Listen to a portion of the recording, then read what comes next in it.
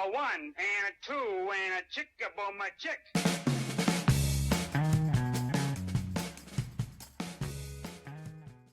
If you're listening to this podcast because you're serious about building a better remodeling business, the next step for a lot of people like you is joining our Remodelers VIP Club. It's a monthly coaching membership where we help you create real progress in the systems that matter most: your marketing, sales, financials, production, operations, and more. You'll get access to all of our pre-recorded and excellent, if I may say so myself, training, resources, and practical tools and templates that you can apply right away. If you want focused growth and better execution, check it out at remodelers.ontherise.com or the link in the show notes. All right, welcome to the Remodelers on the Rise show. We're going to have a fun show today. I just know it. Blair, do you agree that we're going to have a fun show? Yes, obviously. Okay. I'll take that as an answer. I was thinking you're going to say it. Of course, Kyle. Yes. Well, I thought you're going to come with a little bit more vigor. Oh, I'm trying to play it cool. Okay. It's early in the podcast. Hey, so folks, we're going to play it cool. We're going to have a little fun today. What is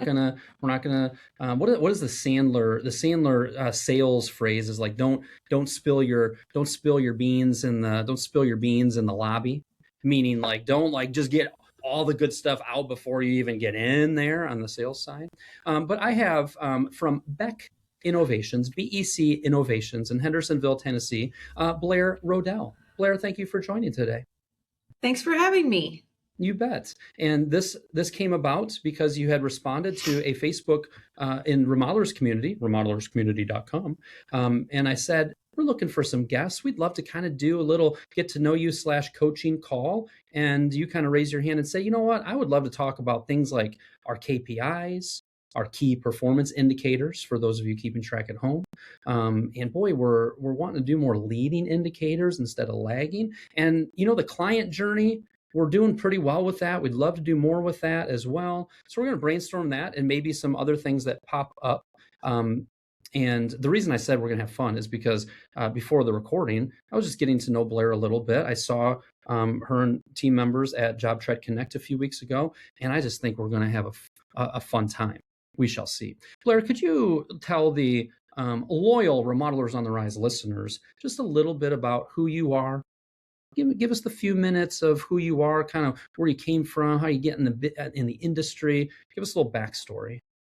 Sure. So I went to engineering school in Kansas. I have an engineering degree, and it's a 5-year program. And after year 4, I was like, oh, I don't actually want to do this. So that I was in pretty deep at that point. So I decided, maybe construction is what I want to do. I didn't want to do design, but I love the industry. So I decided to kind of change my focus more towards the construction side, the physical, tactical side, as opposed to the theoretical. And graduated and took a job with a national union contractor in the mechanical space. So I spent about 7.5 years in Kansas City working for a national contractor. Go Chiefs. Yes, go Chiefs. Not a great year this year, though. Oh, cry me a river, Chiefs Nation. You guys only have like 20 Super Bowls and you missed the playoffs for the first time. Whoop-de-doo. Yeah, but it was hard, okay? I know. It's probably very painful. So in 2019, I got the opportunity to relocate, take a promotion, and come down to Tennessee, where we had just opened up a office, serving some of the Southeast projects and using the fab shop down here because labor is much cheaper in Tennessee than it is in Kansas City, specifically on the union side. So I moved my family down here and continued working for the company for another about 2.5 years. In that time, we moved into a brand new neighborhood. And so it's very builder grade. Everything is, agreeable gray, and everybody wants to try to add their own flair to these brand new homes. And everybody was posting, do you know anybody who can change out fixtures? Anybody who can hang draperies? And my husband is an introvert and was working at home, and even he was going crazy. So I forced him aggressively to like go help out your neighbors and do like this handyman thing. And so it started as like, just buy us a case of beer or whatever. And then it was like, well, maybe we should like charge like $25 an hour or something. And then it was like, oh no, like maybe we should like start a business and get licensed and, do like this. make it So it started a little more on the handyman side. This is 21, 22 type range. So 2019 and 2020, the business was officially started in July of 2020, which is the perfect time to start a business where you enter other people's homes. Right. I remember that now. Yeah. Can you believe it's been 6 years since that? We nailed that. Yeah, it was great. Really, really wonderful. So we started the business and then got licensed, and now we're doing much different work, but still also doing some of the handyman work, in the process of rebranding that right now. And yeah. So it's just kind of built up from handyman to, okay, we're going to do this. And then during that time, as that started to go, you said, you know what, let me kind of jump in on this and take this on full time. How was that transition? So there was about a year and a half where I was doing both. Yeah. And so actually in about a week and a half, is my 4-year anniversary of leaving my job, my paying job with benefits and like normal people work, and going into full-time entrepreneurship. Congratulations. So, yeah. It's a wild ride, isn't it? It is. Yeah. Yeah. Let's see we started the business during COVID, which is a big deal. I started my business in 2008 in the middle of like the crash of all of that. Yeah. So I'm right there with you. Great time to do this. Yes, indeed. And before we get into maybe kind of the current business a little bit, talk to me and talk to even people that are listening who are like either intrigued by the handyman to complement the remodeling side, or they have a really nice remodeling business going and they're thinking, you know what, we've got all these clients who need all of these miscellaneous handyman type projects. Maybe we should start a different division for that. What have you kind of learned, almost going from handyman into full remodels? What kind of comes to your mind when I kind of present those thoughts? So one of the major assumptions that I had going into even like last year was that handyman was part of our sales funnel for larger projects. And in reality, that is not the case. It's the other way. So our larger projects love the experience so much and want to stay with us. And so that's who is really finding us on the handyman side. And then also, we're finding separate people who have not done like larger projects with us. But that was a major assumption that I had to lose and had to reframe in my mind. And then also the way that you run a remodeling business and the way that you run a handyman business are very, very different. The processes are different. The experience needs to be the same, but one is much more high volume and one is like longer term. So that becomes a little bit complicated just because, you want the standards to be the same, but one, you really have to like hit it and get it. And the other one is, a little more high touch and all those. So that's been interesting. So you still have the handyman side, and you said you're rebranding it. Tell me more about that. So we have, up until now, really, we have operated everything under the Beck Innovations like umbrella. Okay. And then separately, we had a preventative maintenance subscription package where we have like this list of tasks that we do every, 3 or 6 or 12 months. And we have people pay a membership fee, and then we come out and do that. We call that the home team. So now we're moving the handyman onto its own site and calling it the home team. It's got a totally different like look and vibe. It's got kind of everything a baseball is totally feel to it. It does, yeah. So, and with the home team, it's kind of, I mean, that kind of makes sense. Interesting. So in a perfect world, let's say 3 years from now in 2029, what percent of your revenue do you think is going to come from the remodeling side versus the home team handyman side? I don't know that it's ever going to be more than like, I mean, 20% would be pretty aggressive On the handyman side? for handyman. Okay. Yeah. Right now it's not even 10. Okay. But the margins are very good. Mm-hmm. And so, but also the indirect costs are higher because, you know, he's got to drive the van. He's got, you know, he's one of my most expensive employees. Yes. He's got time off. He's got, you know, he drives a lot more than a lot of our guys. Yeah. So on the handyman side, you really need somebody who's able to quote some stuff as needed, if even though a lot of it might be T&M, somebody that can interact with the clients really nicely, somebody that can have the skill to swing the hammer in a wide variety of ways, somebody that can handle the billing at the end so that we're not bringing that all back for the office side, right? We need to streamline the handyman side. And that takes kind of a special somebody. And then what you're kind of grappling with is, well, that somebody needs to get paid well.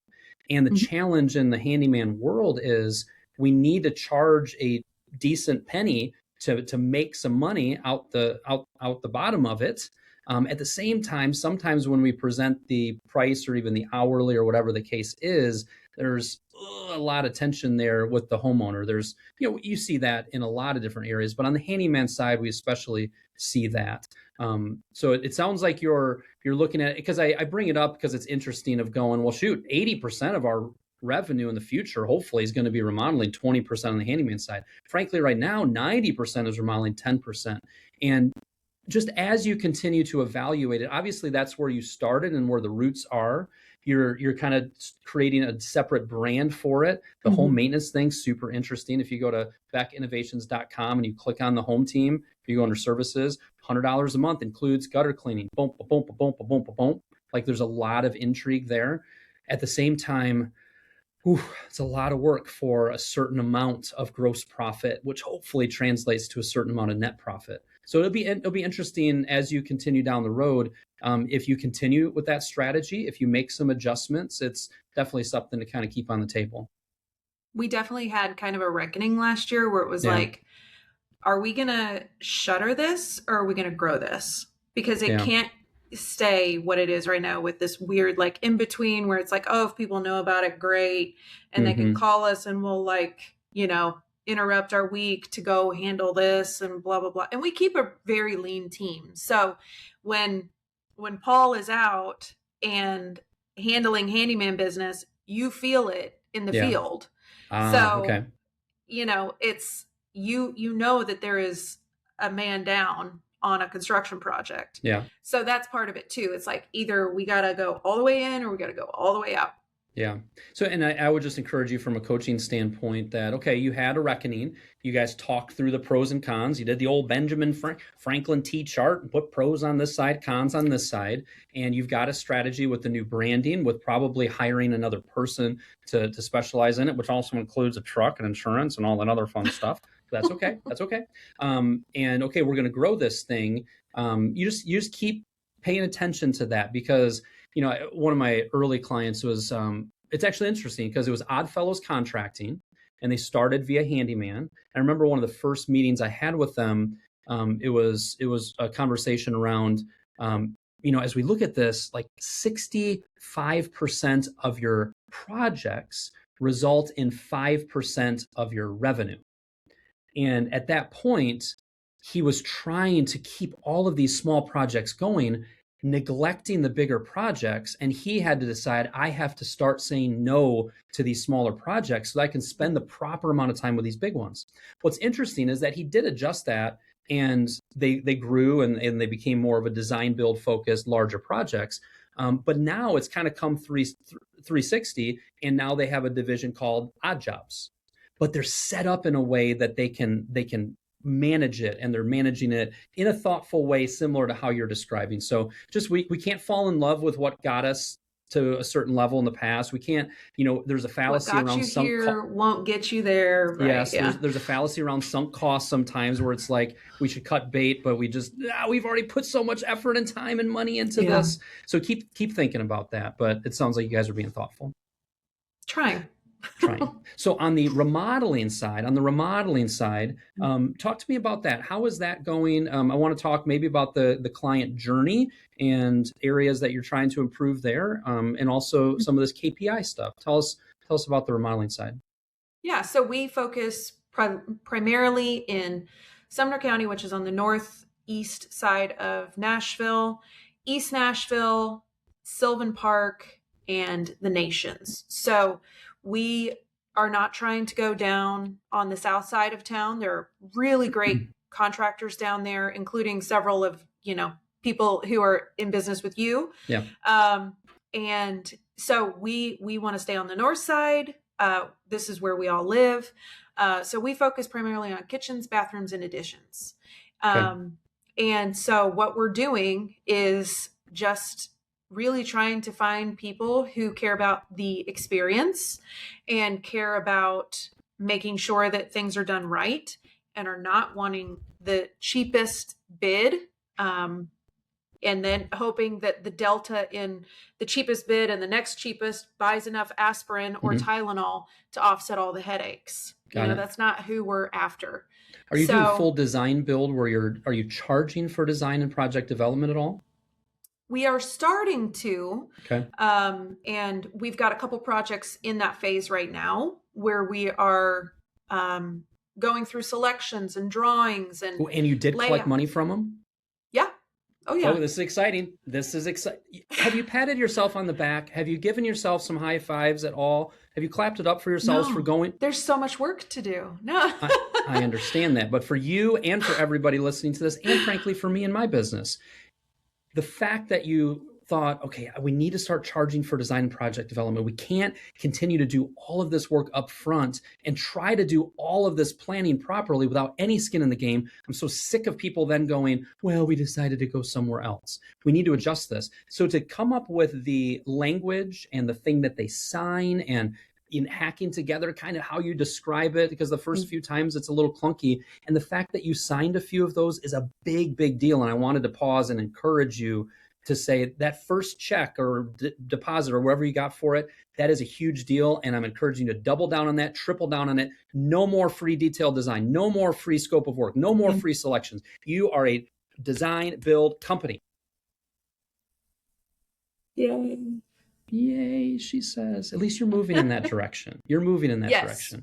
It's we a big are deal. trying. Yeah, Good. It is. It feels like a heavy lift, but we're moving in that direction and learning some lessons along the way and trying to continually improve the process. Good, because you sent over kind of your sales journey, and it's a little flow chart, and I was reading through that, and I like nice and organized. Lead comes in, we have our discovery call, add document to the files and the customer, set the follow-up if we didn't get a hold of them, provide the ballpark budget. And as I was looking through there, I was kind of looking at it going, ooh, so we do the site visit, and then we start putting together the estimate presentation, and it looked like we're doing probably a decent amount of work to get that going. So this flow chart, and frankly, this client experience, if we talk about that client journey, that is going to kind of continue to shift towards this idea of charging for design and development.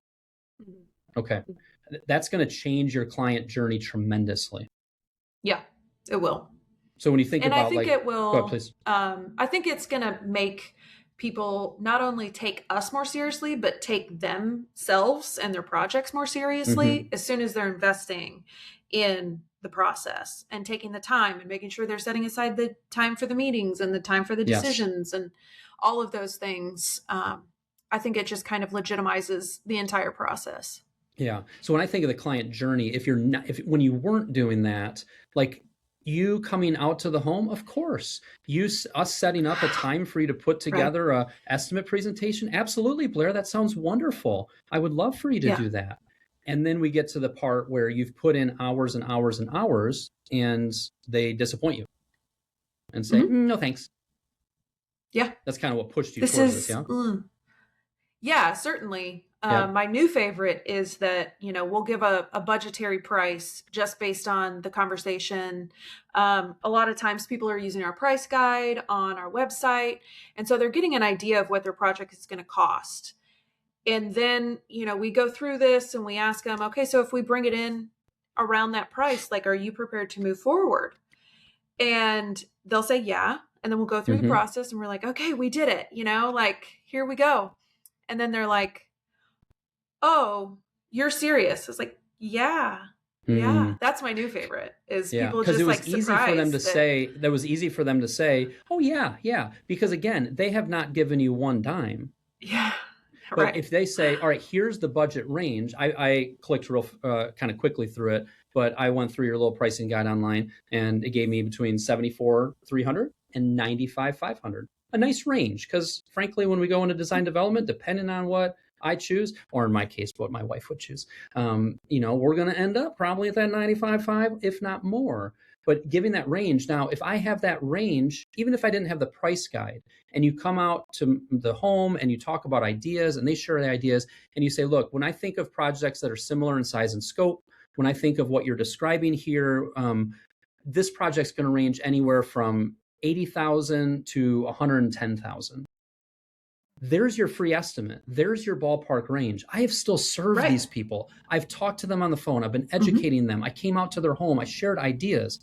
If my next step after that is we charge 2% of the high end of the budget range, or we charge a flat $1,000 for the following, that yes or no is real then. The moment of truth. Right now, your moment of truth is way down the client journey. You're moving up the moment of truth to a lot earlier. And that is going to have a positive ripple effect in so many ways. Projects are going to be better planned. The scope of work is going to be more detailed. The selections are going to be more finalized. And when we have all of that in place, production goes smoother. Your client journey is changing. You're already changing it. It is. And I'm sorry for jumping down the design development rabbit hole, but I'm wanting to really emphasize that. Thank you. It's exciting. You're welcome. What other parts of your client, I want to talk about KPIs in a minute. What other parts of your client journey are you feeling are clunky, or that you guys are putting some effort in fixing? The closing part is probably the most difficult. We've smoothed out some of the in between and some of the start of the process issues. I feel like the next start of the process of estimating, or start of the project, like when you're construction. Start of the sales process. Okay. I think that we've really done a lot of work and cleaned up a lot of those. Like, for example, one of the examples that I like to give is, the period of time between somebody's on site and talking about your project to we're presenting your estimate. A lot of people get real squirrely in that period of time. And so people are like, are they doing, is this real? What's happening? And so we started doing a while you wait video. And so it's a personalized video. And it's, 30 seconds. I mean, it's nothing, but we're using their names. And then we're, providing links to, if we're looking at a kitchen, we'll link back to our kitchen page on our website to make sure that they're looking at some of those things. We will send them a few blog posts, specifically associated with what to check for before you sign for a contract. And so that's not only sharpening our skills, but also if they are shopping with other people, they're making sure that they're elevating those other companies. Rising tide raises all ships, right? So that has made a difference. That's been one of the things that's changed. Excellent. So that's an example of kind of cycle time. In the case of before we were doing design development, now you call it an estimate presentation. Frankly, sometimes going forward, that's just going to be different, and you're going to give a ballpark range. You're going to write out the little description of the project and the range, and they're going to see what the design development process looks like, and you're going to leave that home and not really have any work to do other than you've already maybe booked a follow-up meeting with them, or you've got a follow-up setup, or you're leaving with a check, which is amazing. But thinking about the KPIs, key performance indicators and thinking, boy, we're looking at these lagging KPIs. What would be a couple examples of lagging KPIs? And then I want to give one related to one you just shared that's a little bit more proactive. What would be some lagging ones? Well, one of the ones that we track is revenue. One of the ones that we track is number of meetings held on site in any given week. So it's anything that we're looking back on, anything that, there's not a lot of things that we can change about going forward. Yeah. I'm seeing like revenue booked by month, handyman on the handyman side, average ticket, which is kind of interesting. You got some Google review stuff. You've got some, I was curious, all weekly emails sent before 3 p.m. Thursday. What's that KPI? So it's a yes or no. And we ask our production team to send weekly emails for what has happened this week and what is happening next week before 3 p.m. on Thursday. So we found that people kind of start asking questions and start getting antsy over the weekend because they're not seeing things happen. So we want to answer those questions before they're questions. And so my deadline is 3 p.m. on Thursday. Cool. When you think of leading indicators, what does come to your mind?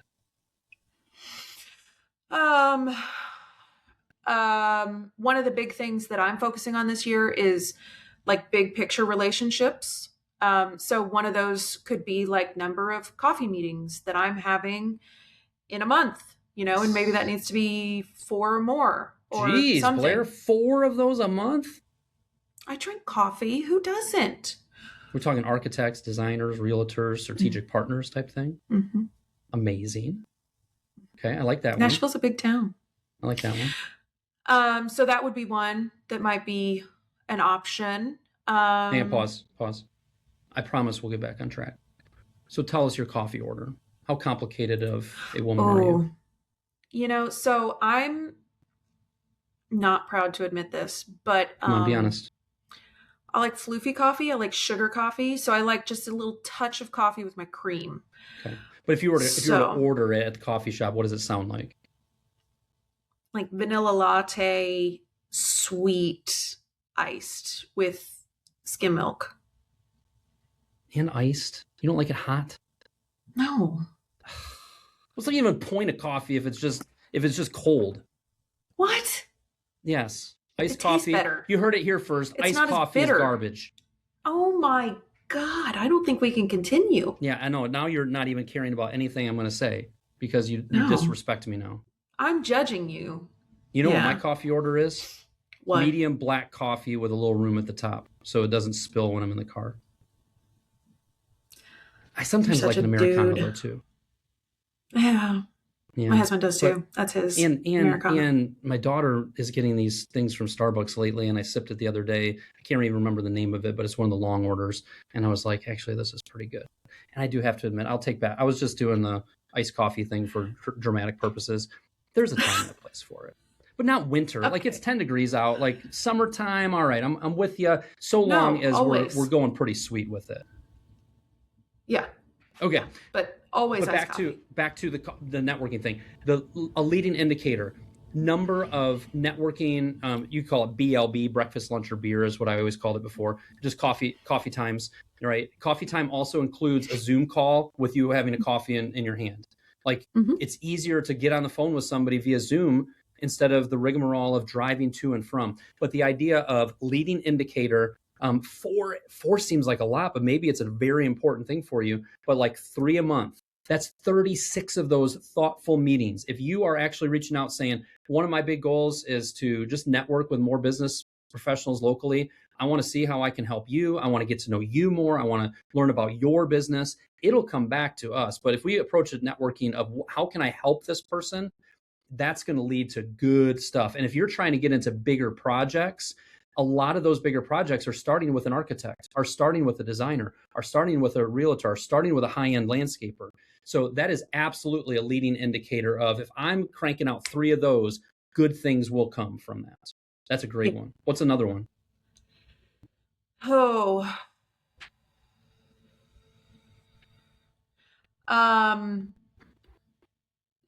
Days to close, or like the churn rate. Cycle time, I call it. Yeah. Yeah. The So number of like, tracking the number of days from now, if we're going design development, number of days from signed design development agreement to signed contract.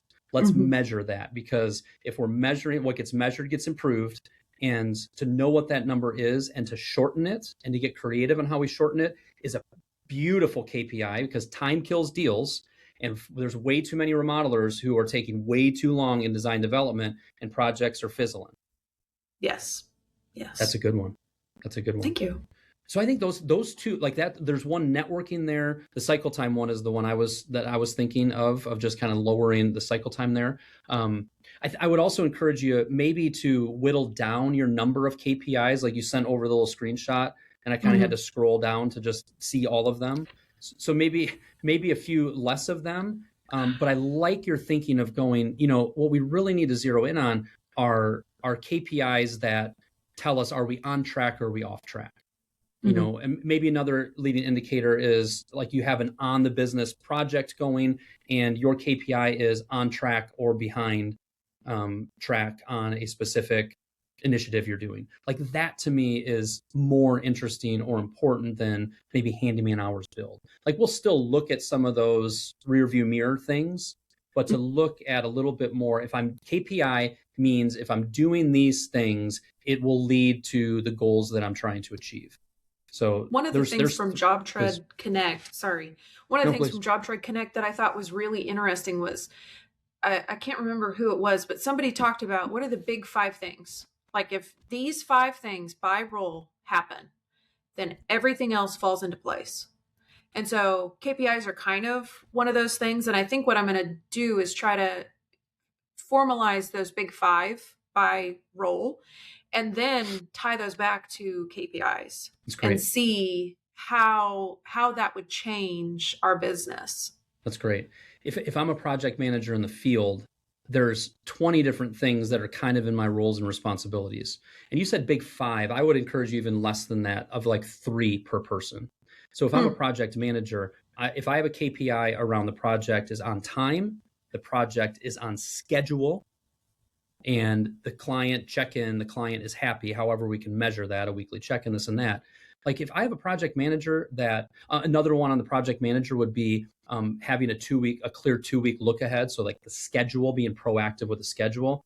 Well, if I'm managing a project and I actually have a true 2-week look ahead where I'm communicating with those trade partners, I'm thinking through material needs, I'm thinking through all of that, I'm lining up our in-house labor, the project, like that's a KPI that will lead to good things. So absolutely, I love your idea of per position. I would encourage you to take 5 down to 3 and really think of, if they are nailing these 3, these are the most important 3 things. Right. And sometimes I think we can pick KPIs that are kind of, yes, of course, that's part of my role, but it's not really a huge driver of like the result. Right. That's great. Yeah. Ooh, that's like an action step that you were already planning. I like that. What's one thing that you're excited about in your business, and what is one thing that you are kind of dreading in your business?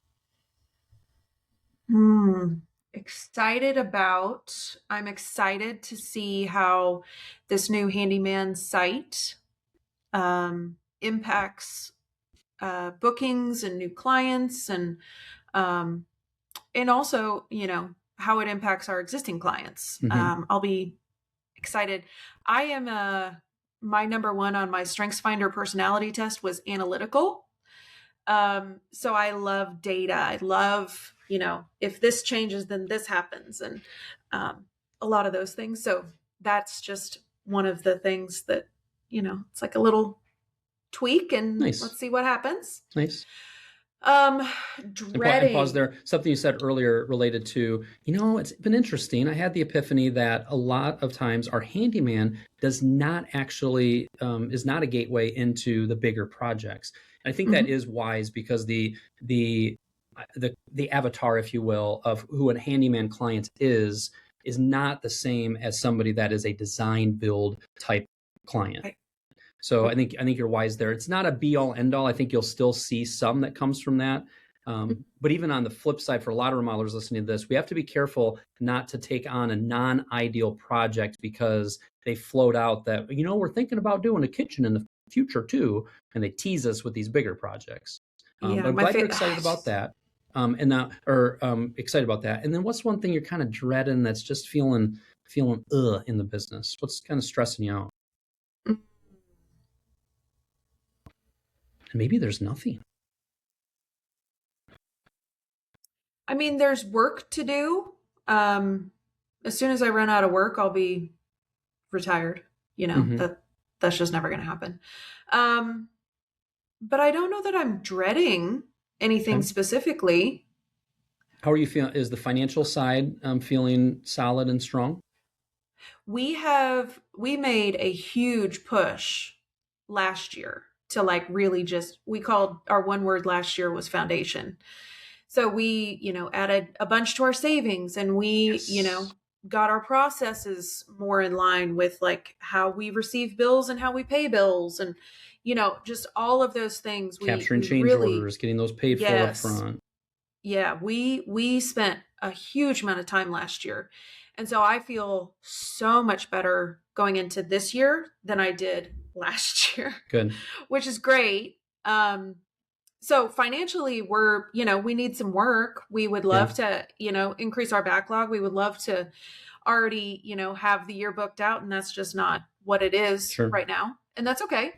And so we're just going to continue to show up and keep doing the things that we know are helpful and beneficial. Good. And keep showing Sounds up like for clients. if we would have had this conversation last year at this time, the financial part Oh, and the process part would have been a big part of it. yeah. Oh, yeah. It would have been. Okay. So Bloodbath. there again is another, give yourself a little pat on the back, a little golf clap, if you will, of sometimes, what is that? Oh, this is what the youths are doing now. My son was doing that the other day. See, I'm Did hip. they have- I know because things. The teenagers, and for those of you listening to the audio, not watching the video, where you take your index finger and your thumb and you kind of clap them together. And it doesn't actually make noise, but it's like a Yeah. small little. Because what I figured out, I haven't seen them yet, but I know they exist. There is some kind of board of directors of teenagers in our land. And in January, early January, maybe right after the holidays, they convened and they all said, we're done with the 6-7 thing. Grandma did it over Christmas break. And if grandma and old auntie are doing it, we have got to be done with it. This is not a good look. So they wrapped up the 6-7 thing. And then they've evidently done the little clapping, pinching thing amongst other obnoxious teenager things. Do you remember when we were younger and it was like snaps? Oh, yeah, snaps, I remember that. And like poetry and stuff. This is feels like the new snaps. Poetry. Tell me more about the poetry. What do you mean by that? Like if you were at a poetry reading, you wouldn't clap. You would. Oh yes, snap. and yes, in a poetry reading. I thought you were like, when we were kids and we would write poetry and stuff. Instead, I'm like, Honey, I was I'm a contractor. I was a band no. nerd. I was like, I'm not saying I wasn't nerdy. I was also the captain of the basketball and baseball team. Lest you listening to this think I'm a total nerd. But I got you. Yes, it's this little deal here. But the reason we were even going down that road is over the last year, you have maybe transform is too much, but you've transformed so much of the process side and the financial side. So people listening to this, if you're in a pinch on the financial side, you got to lean into it. The reason that you've gone to build more savings, to get the process in place, to do our invoicing sharper, to do our change order sharper, to get more progress payments going, to change our payment schedule instead of the end of this phase to the start of this phase so we can keep the cash flow going, to just flat out being confident to ask your client for money so that you're using their money instead of your money to fund the project. Like a lot of people listening to this, a lot of what you need to do, and you need to step that stinking part of your game up, because that is a huge, like you said, foundational aspect of me asking a question on February 3rd, 2026 to you, and you going, you know what, I'm not super anxious about various aspects. I would like to have a bigger backlog of work that would give me a little bit more peace of mind. But because your financial side is a little bit stronger and organized, the fear factor of that and the losing sleep factor of that isn't there. So yes, give yourself a pat on the back. I'm done with the whole, I try to live a humble life, and I try to be humble, and I try to not have a lot of ego. And I think that's good. I think that's I think that's a wonderful thing for us as humans to have a little bit of that. But doggone it, if I've implemented things and made progress in my business, I kind of need to recognize that to give myself some encouragement to keep on cruising. Well, no, I didn't do anything. No, I didn't really do. No, darn right you did, Blair. You did this and this and this and this, and you got a result from it. And it strengthened your ability to take care of your employees. It strengthened your ability to bring home more bacon for the family and all of that. So I encourage you and others listening, let's pat ourselves on the back a little bit, not get complacent, and attack some of these problems we have in our business. Yeah, absolutely. And I want to make it very clear that like my team has done a huge amount of work. My Yes. team has sat in the mud with me and gotten really uncomfortable and challenged me on things that I was not ready to admit. And so it's not me, you know, it's a lot of people who are all doing this together. So yeah. Amen. And you're like, oh crap, the team's going to be listening to this. I better give them some love here at the end, because Kyle made it sound like it was all me, myself, and I. It's not just me. Darn right. Darn right. Darn tootin'. So I again, these kind of coaching call / podcast deals, as we had a couple topics there. I was trying to encourage you on certain things I was hearing that I think resonate with, boy, you really need to lean into that. So I'm going to share some takeaways I had, and then I'd like to kind of hear what your takeaways are. One of my takeaways are, I love the networking thing. And you were not in your head when I was saying, you know, especially bigger projects, and you're trying to break into maybe some of these bigger projects. Yeah. Yeah. The fact that you're comfortable with networking, the fact that you're like, look, I love having coffee. I love getting to know people. Marketing is all about getting someone who has a need to know, like, and trust you. Let's expand the network of people who know us. Let's build that know, like, and trust. I can just tell, like, you're comfortable in those scenarios. Even talking to Job Tread Connect, there wasn't a lot of shyness. I'm like, you know, it was like, hey, I'm just me, and I'm going to have a conversation, and like, let's get to know each other, architect, designer, whoever it is. So right. You pick a KPI on that. Pick a KPI that's reasonable, mixed in with everything else. The 4 seems like a lot. The 3 is still a lot. I would take 2. 2 is a lot, believe it or not. But that was a huge takeaway. Lean into that. Also, make sure you write up some good stuff about, like Fireside Home Construction put together 6 ways that we work amazing with architects. Like, because this architect, like, wow, sell a little bit when the time comes to you to talk, and say, hey, I wanted to get to know you. There might be opportunities for us to refer projects as we continue on. You know, we also work really great with architects, and we make sure that we respect your ideas, that we work collaboratively, that, you know, we turn what you're designing into something beautiful. Hopefully you're also an architect that doesn't over design and put us way out of budget. Thank you very much. Right. But I got a video coming out soon about that too. Yeah. But do a little selling on that. Create those little Loom videos or little videos you're creating of saying, hey, you know, Bob, I'm really hoping to sit down and meet with you. Here's why. Get creative with that. Stop by with donuts. So I love the networking thing. And I just want to triple encourage you that the path to doing more, getting more details done and the project figured out before a hammer hits the job site, you have to lean into charging for design development. But you are offering them a free estimate. You are offering them value in what you're doing. But then get really clear and really double down on how you sell the design development and all of the value to them. There's tremendous value to them in that. So I loved that part. So there's a couple things that are takeaways. What were a couple takeaways that you had, Blair? That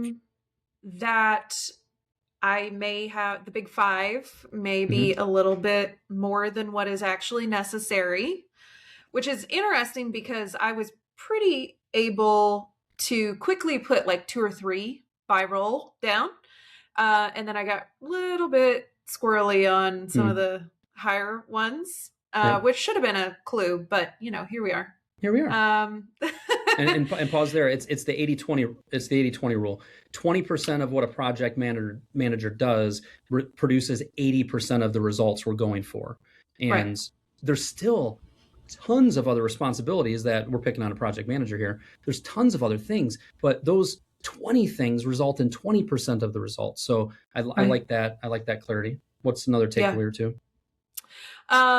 That I need to, I mean, you know, I hear this all the time, but I need to allow my team to do what they need to do, and I need to do my thing. And I need to allow them to, build this business with me. And my job is not, somebody said one time that my role is not, oh, it's raining, is not Squirrel. to like raise the hammer. My job is not to produce every estimate. My job is to build the business. That is now my role. And getting the business out there and doing all those things. Yeah. No one else is going to do that. I wrote a little piece of content on Remodelers Community, I think it was yesterday, of highest and best use of our time. Oh, yeah. Right? Blair Roedel has a highest and best use of her time. Yes, you can contribute towards that process improvement. Yes, you can contribute towards that estimate. But in right now, that is not the highest and best use of your time. The highest and best use, the most valuable use of your time is what you just shared there. The only corrective I would say in what you said, which everything you said was great, is that my job is to build the business. Absolutely. My job is to build the business and lead my team well. That leadership thing. Now you've got some people in place now where they're leading well, they're contributing, they're improving things. This is their lane and they're driving it. I like what you're saying of I'm going to let them drive it. We have trained them. We've got clarity around it. I'm going to lead them well. And once we really kind of get that clarity of my job is to build the business, networking, build that side, and to lead the team well, that's a good headspace for you. Yeah. That's great. And then what's one other takeaway?